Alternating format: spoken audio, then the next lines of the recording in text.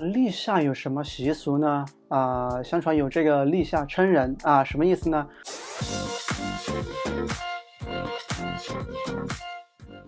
大家好，我是博正。那今天呢，就简单的跟大家分享一下这个立夏。那立夏呢，也就是正式进入夏天了，是夏天的第一个节日。立夏有什么习俗呢？有这个立夏称人啊，什么意思呢？就是这个长辈啊，对晚辈进行一个称体重。那为什么会这么做呢？大家都知道这个夏季啊，就是万物蓬勃生长的时候，也就是不断积聚能量的时候嘛。但是天气也非常的炎热，那小孩嘛比较任性，那可能由于这个天气炎热呢，就不思饮食。那这个时候呢，体重呢本应该在夏季勃勃生长的时候呢，可能体重没有长起来。那家长呢，出于对这个晚辈的一个关心吧，那就会对他进行一个称体重。那在立夏这天称一次，到了立秋那天再称一次。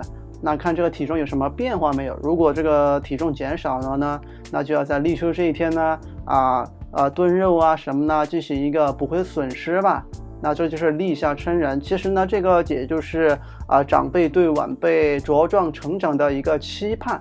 据说呢，在这个《礼记乐历》里边呢，有这么一个记载，说的是在这个古代帝王啊，要在这个立夏这一天呢，号召这个文武百官呢，到那个京城的南郊举行这个迎夏仪式。因为夏季了嘛，非常的炎热，所以呢，就用这个火呢来进行一个象征。那祭祀谁呢？祭祀的是这个炎帝祝融。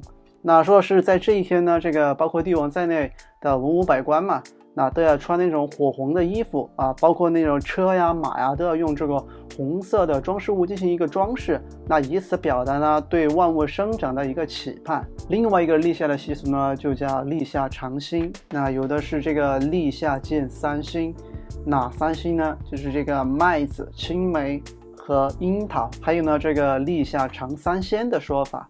那这个三鲜呢，又分为这个地三鲜、水三鲜和树三鲜。地三鲜是指这个蚕豆、黄瓜和苋菜，树三鲜呢是指这个樱桃、枇杷和杏子，水三鲜指的是这个海丝、河豚和石鱼。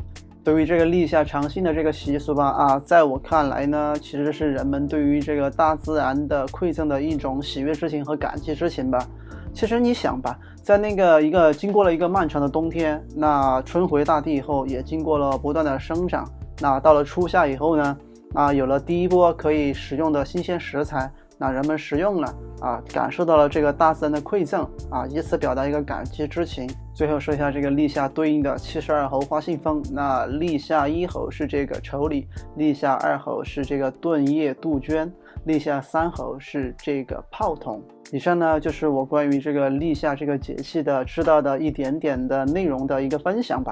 那如果你知道其他的关于立夏的一些内容呢，也可以留言告诉我。那如果你觉得本期视频还不错的话，那可以给我点个赞本期视频就是这样，下次见，拜拜。